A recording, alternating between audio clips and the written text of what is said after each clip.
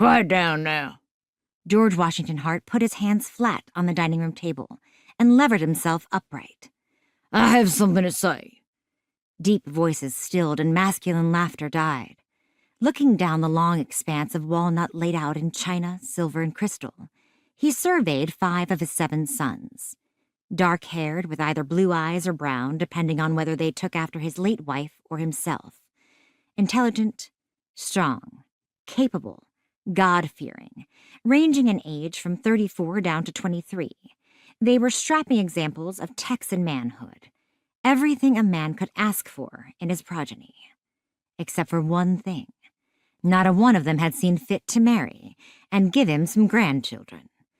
But all that was going to change, or his name wasn't George Washington Hart.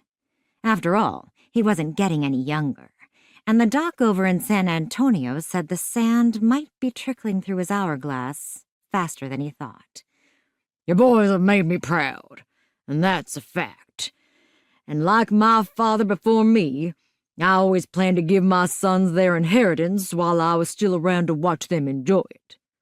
Eyebrows raised, and the boys looked at one another, and then back at him. G.W. turned to the portrait over the fireplace behind him. Victoria's lovely brown eyes stared down at him, and his heart jerked, the way it always did when he thought of his bride. Gone from them more than a decade now. Your mother, God rest her soul, would agree with what I'm about to do. What's that, Pa? Hayes, his youngest, asked from the far end of the table. Crockett shoved Hayes with his elbow.